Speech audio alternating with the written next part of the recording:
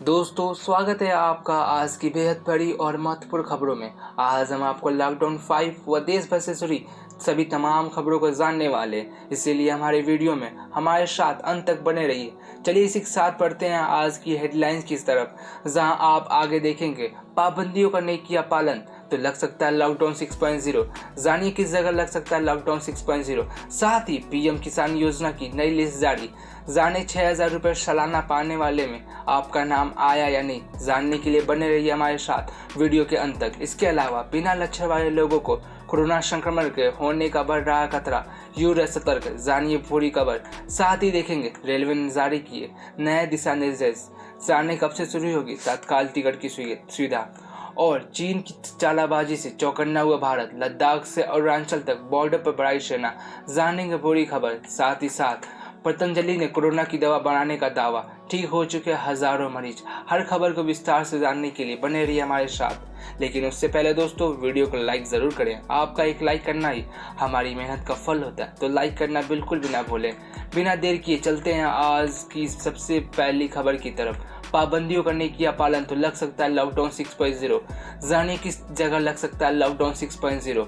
महाराष्ट्र में कोरोना संक्रमण के मामले में लगातार बढ़ते जा रहे हैं। संक्रमण को रोकने के लिए हर संभव प्रयास किए जा रहे हैं, लेकिन इस पर नियंत्रण पाना मुश्किल हो रहा है। इसे देखते हुए मुख्यमंत्री उद्धव ठाकरे ने राज्य के लोगों को चेतावनी देते हुए कहा कि अगर जनता ने लॉकडाउन की पाबंदियों का सही से पालन नहीं किया तो लॉकडाउन को बढ़ाया जा सकता है। मुख्यमंत्री ने कहा कि लोग कोरोना लॉकडाउन गाइडलाइन का सख्ती से पालन नहीं कर रहे हैं। अगर शारीरिक दूरी का उल्लंघन करते हुए लोग इकट्ठा होते रहेंगे और नियमों को नहीं मानेंगे तो लॉकडाउन का 30 जून से आगे बढ़ाना होगा। मुख्यमंत्री ठाकरे ने कहा कि मुझे उम्मीद है कि लोग सरकारी नियमों और दिशा निर्देश का पालन करेंगे। अगर ऐसा नहीं होता तो लॉकडाउन जारी रहेगा। इस बीच ठाकरे ने कहा कि उन्होंने मुंबई में उपनगरीय रेलवे सेवाओं को शुरू करने के लिए केंद्र से एक नए सिरे की अपील की है, ताकि आवश्यक सेवाओं में लगे कर्मचारियों को अपने गंतव्य तक पहुंचने में सुविधा हो। संसद सदस्य अनिल देसाई ने केंद्रीय रेल मंत्री पीयूष गोयल को लिखे पत्र में मांग की है कि मुंबई में रेल सेवाएं जल्द शुरू होनी चाहिए। इसी के साथ बढ़ते हैं अगली बड़ी खबर की तरफ। पीएम किसान योजना की नई लिस्ट जारी। जाने 6,000 रुपये सालाना पाने वाले में आपका नाम आया है नहीं। प्रधानमंत्री किसान सम्मान निधि योजना के तहत किसानों को सालाना 6,000 रुपये की आर्थिक मदद दी जाती है। सरकार का लक्ष्य है कि इस योजना के जरिए 14 करोड़ किसानों को लाभ पहुंचाया जाएगा। सरकार इस योजना से हर रोज किसानों को जोड़ रही है। इसके लिए किसान ऑनलाइन और ऑफलाइन दोनों तरह से आवेदन कर सकते हैं। योजना के तहत छठी किस्त अगस्त में ट्रांसफर की जा सकती है, लेकिन उससे पहले सरकार ने लाभार्थियों की सूची जारी कर दी है। पीएम किसान स्कीम की वेबसाइट pmkisan.government.in पर केंद्र सरकार ने सभी लाभार्थियों की पूरी सूची अपलोड की है। इस लिस्ट में आप ये देख सकते हैं कि आप इस योजना का लाभ मिला या नहीं। वही इसी सूची में ऐसे भी कई किसान के नाम नहीं होंगे जिन्हें शुरुआती किस्त मिलने के बाद की किस्त नहीं मिल रही। दरअसल इसकी वजह यह है कि सरकार की ओर से इस स्कीम का लाभ लेने के लिए आधार कार्ड के वेरिफिकेशन को अनिवार्य कर दिया गया। ऐसे तमाम किसान जिनके आधार कार्ड को वेरिफिकेशन नहीं हो पाया है। इसी के साथ बढ़ते अगली बड़ी खबर की तरफ। बिना लक्षण वाले लोगों को कोरोना संक्रमण होने का बढ़ रहा खतरा, यूं न सतर्क। कोरोना वायरस के मामले में जहां तेजी से बढ़ रहे वहीं इसकी चपेट में आए बिना लक्षण वाले लोग और चिंता बढ़ाते जा रहे हैं। Medical journal annuls of internal medicine में 3 जून को छपी एक स्टडी में इस बात के संकेत किए कि बिना लक्षण वाले लोग बिना पता लगे ही कोरोना वायरस को लोगों में तेजी से फैल सकता है। स्टडी में कहा गया है कि ऐसी संभावना है कि कोरोना वायरस से संक्रमित लगभग 40 से 45% लोग बिना लक्षण वाले रहेंगे। यह संकेत देते हैं कि लोग के जरिए वायरस फैल से अधिक चुपचाप तरीके से और ज़्यादा फैल सकता है। बिना लक्षण वाले लोगों के संपर्क में आए व्यक्तियों में कोरोना वायरस 14 दिनों से भी ज़्यादा रह सकता है। ज़रूरी नहीं है कि बिना लक्षण वाले कोरोना के मरीज नुकसान न पहुंचाते हों। वैज्ञानिकों ने पूरी दुनिया के 16 विभिन्न समूहों के कोरोना वायरस मरीजों की डेटा की समीक्षा की, जिसका मकसद ये पता लगाना था कि बिना लक्षण वाले लोगों को किस तरह खोजा जा सकता है। स्टडी के अनुसार बिना लक्षण और लक्षण आने से पहले वाले कोरोना के मरीजों में फर्क को लेकर भी कई तरह की चिंता है। इसके बावजूद स्टडी के 4-5 वर्ग समूह इस ओर इशारा करते हैं कि बिना लक्षण वाले मरीजों में भी आगे चलकर कोरोना के लक्षण आ सकते हैं। इटली और जापान के वर्ग समूहों में कोरोना के 0 लक्षण वाले मरीजों में बाद में लक्षण आ गए। ग्रीक और न्यूयॉर्क में 10% बिना लक्षण वाले लोगों में बाद में लक्षण नजर आए। इसी के साथ बढ़ते हैं अगली बड़ी खबर की तरफ। पतंजलि ने किया कोरोना की दवा बनाने का दावा। बालकृष्ण बोले ठीक हो चुके हैं हजारों मरीज। कोरोना वायरस की दवा बनाने के लिए भारत समेत दुनिया के कई देश में शोध चल रहे हैं। दावा किया जा रहा है कि इस महामारी की वैक्सीन 1 साल में बनकर तैयार हो जाएगी। लेकिन इन सब के बीच पतंजलि आयुर्वेद को फाउंडर आचार्य बालकृष्ण ने एक नया दावा किया। उन्होंने दावा किया कि पतंजलि ने कोरोना की दवा बनाने में सफलता हासिल कर ली है। उन्होंने इस दवा से 1000 से ज़्यादा लोगों को ठीक होने की बात कही है। आचार्य बालकृष्ण ने दावा किया कि अलग अलग जगह पर कई कोरोना पॉजिटिव मरीजों को ये दवा दी गई, जिसमें से 80% लोग ठीक हो चुके हैं। उन्होंने बताया कि जैसे ही कोरोना महामारी ने चीन के साथ पूरे विश्व में दस्तक दी थी, तभी उन्होंने अपने संस्थान में हर विभाग को सिर्फ और सिर्फ कोरोना के इलाज के लिए इस्तेमाल होने वाली दवा पर काम करने में लगा दिया, जिसका परिणाम अब सामने आया। उन्होंने कहा कि इस दवा का न केवल सफल परीक्षण किया गया बल्कि इसे तैयार भी कर लिया गया। दोस्तों, आगे और बड़ी खबरों बाकी है, वीडियो में हमारे साथ बने रहिए। उससे पहले अभी तक आपने चैनल को सब्सक्राइब नहीं किया तो सब्सक्राइब कीजिए, बेल के आइकन को जरूर दबाएं। इसी के साथ बढ़ते हैं अगली बड़ी खबर की तरफ। क्या 15 जून के बाद फिर से लगेगा संपूर्ण लॉकडाउन? जाने क्या है सच्चाई। कोरोना वायरस की वजह से देश में लगे लॉकडाउन की मियाद क्या एक बार फिर बढ़ सकती है? इसको लेकर सोशल मीडिया पर इन दिनों एक दावा किया जा रहा है।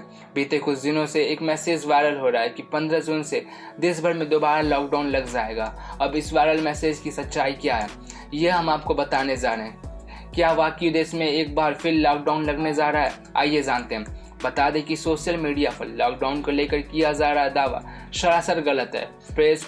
प्रेस इंफॉर्मेशन ब्यूरो की फैक्ट चेक इकाई ने इस मैसेज को फर्जी बताया। PIB ने इसको लेकर ट्वीट भी किया है। PIB ने कहा, सोशल मीडिया पर फैलाई जा रही एक फोटो में दावा किया जा रहा है कि गृह मंत्रालय द्वारा ट्रेन और हवाई यात्रा को प्रतिबंध के साथ 15 जून से देश में फिर से पूर्ण लॉकडाउन लागू किया जा सकता है। यह फेक है।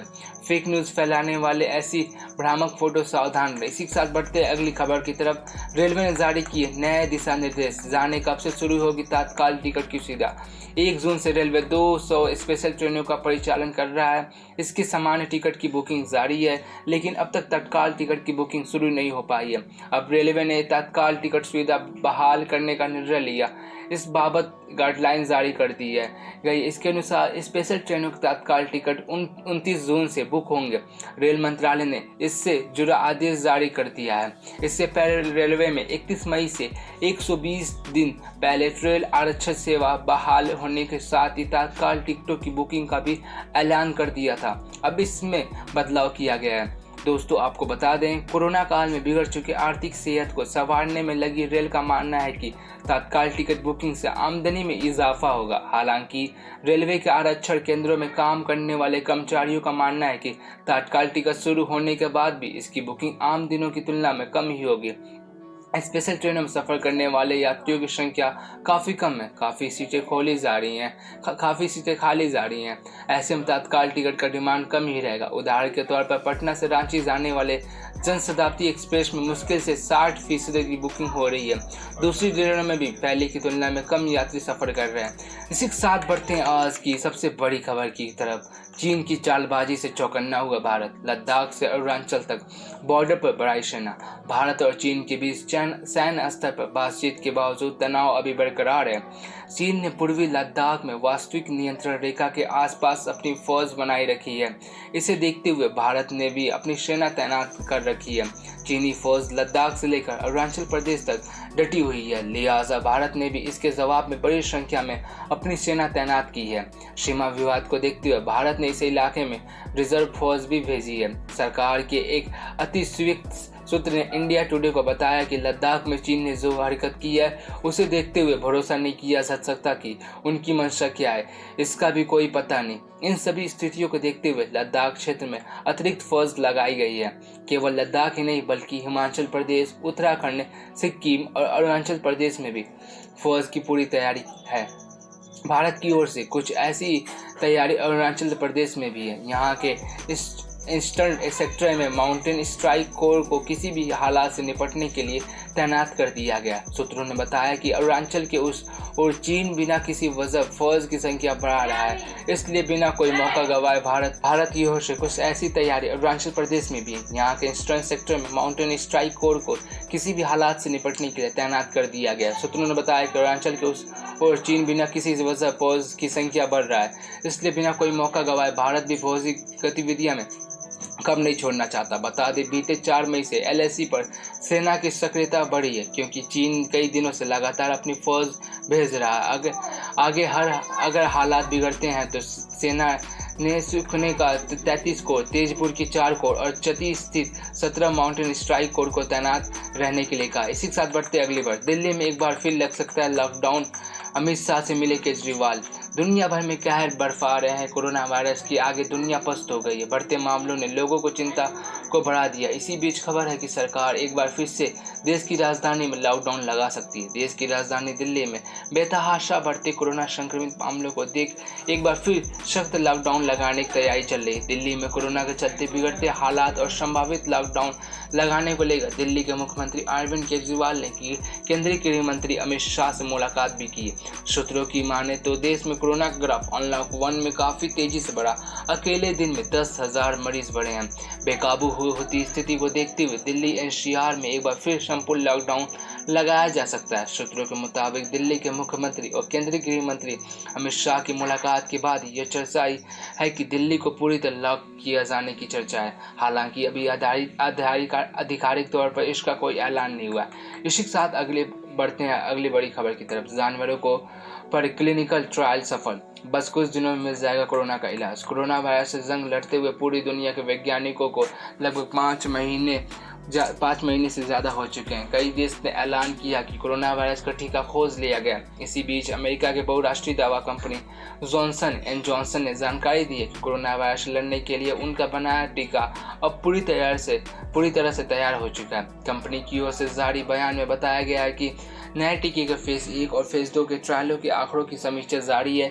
इंसानों पर क्लिनिकल ट्रायल के दौरान इस टीके को लगभग 1045 मरीजों पर टेस्ट करके देखा जाएगा। इसमें 18 से 55 साल के वयस्कों को शामिल करने की योजना है। इस ट्रायल में 65 साल से ज़्यादा उम्र के लोगों को भी शामिल किया जाएगा। कंपनी का कहना है कि इस दौरान हम पूरी दुनिया में इस टीके को उपलब्ध कराने के लिए अन्य दवा कंपनियों से भी बातचीत कर रहे हैं, ताकि कम समय में ज़्यादा से ज़्यादा लोगों को इसका फ़ायदा मिल पाए। इसी के साथ बढ़ते हैं अगली बड़ी खबर की तरफ। देश में कोरोना का रिकवरी रेट 50% के करीब, सामुदायिक फैलाव नहीं, स्वास्थ्य मंत्रालय। देश में जारी कोरोना के कहर के बीच राहत की खबर आ रही है। स्वास्थ्य मंत्रालय ने गुरुवार को बताया कि देश में कोरोना का रिकवरी रेट 49.2% हो गया। स्वास्थ्य मंत्रालय के संयुक्त सचिव लव अग्रवाल ने कहा कि ठीक हुए मरीजों की संख्या एक्टिव केस से ज़्यादा हो गई है। कोरोना का रिकवरी रेट बेहतर हो रहा है। प्रेस कॉन्फ्रेंस में स्वास्थ्य मंत्रालय ने कहा कि हमें हमेशा उस देश से तुलना नहीं करना चाहिए जिसकी जनसंख्या हमारे बराबर है। जिन देशों की जनसंख्या हमारे देश के मुकाबले काफ़ी कम है, उनसे हम तुलना नहीं कर सकते। सामुदायिक फैलाव के सवाल पर ICMR ने कहा कि भारत जैसे बड़े देश में कोरोना का प्रसार बहुत कम है। भारत कम्युनिटी ट्रांसमिशन की स्थिति में नहीं है। ICMR ने कहा कि कम्युनिटी ट्रांसमिशन शब्द पर लंबी बहस चल रही है। विश्व स्वास्थ्य संगठन ने भी कोई परिभाषा निर्धारित नहीं की। फिलहाल भारत में कम्युनिटी ट्रांसमिशन नहीं है, यानी कि भारत में अभी महामारी का सामुदायिक फैलाव नहीं हो रहा है। इसी के साथ बढ़ते हैं अगली बड़ी खबर की तरफ। पाकिस्तान PM इमरान खान के बड़े बोल, जनता तक पैसे पहुंचाने के लिए हमारा मॉडल अपनाए भारत।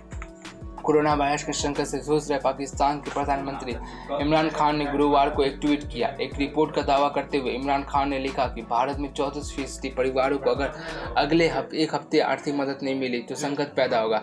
ऐसी मुश्किल के समय हम भारत की मदद करना चाहते हैं। पाकिस्तानी प्रधानमंत्री इमरान खान की ओर से ट्वीट में लिखा गया कि रिपोर्ट के अनुसार भारत में 34% परिवार ऐसे हैं जिन्हें अगले एक हफ्ते में अगर आर्थिक मदद नहीं मिली तो वह एक सर्वाइव नहीं कर पाएंगे। मैं इस मामले में भारत की मदद करने को तैयार हूं कि किस तरह कैश को इन लोगों को सीधे ट्रांसफर किया जाए। इमरान खान ने दावा किया कि हमारी तकनीक की दुनिया भर में तारीफ हुई है। हमारी सरकार ने 9 हफ्ते में 120 बिलियन रुपए 1 करोड़ परिवारों को ट्रांसफर किया। पाकिस्तानी प्रधानमंत्री ने लिखा कि कोरोना संकट के बीच उनकी सरकार ने गरीबों की मदद की है। तो दोस्तों, ये थी आज की कुछ महत्वपूर्ण और ताज़ा खबरें। उम्मीद करते हैं कि इससे आपको काफ़ी महत्वपूर्ण जानकारी मिली होगी। बस इसके बदले में उतनी ही चाहते हैं कि आप इस वीडियो को अपनी सभी दोस्तों और रिश्तेदारों के साथ फेसबुक व्हाट्सएप पर ज़रूर शेयर करें, जिससे वह दिन भर की बड़ी खबरों को से अपडेट रह सके। तो दोस्तों धन्यवाद।